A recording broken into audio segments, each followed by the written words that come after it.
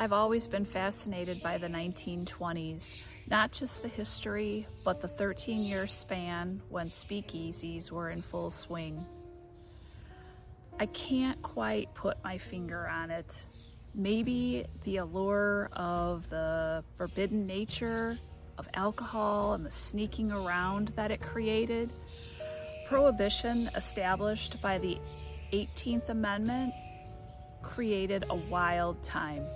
A few things that make that era so magnetic even now: speakeasies were concealed behind barbershops, fake storefronts, and unmarked doors. It blended tuxedos, flapper dresses, jazz bands with bootlegging, bribery, and gangsters.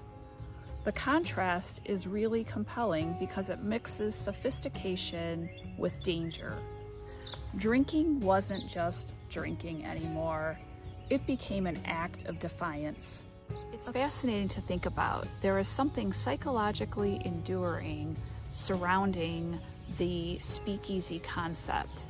It's human nature to be drawn to exclusive places and passwords and dim lighting and hidden entrances and that feeling of being in on something that someone else doesn't know anything about. I think perhaps a lot of the fascination comes from the fact that that era sits at the intersection of glamour, rebellion, danger, and performance. It feels cinematic in a way.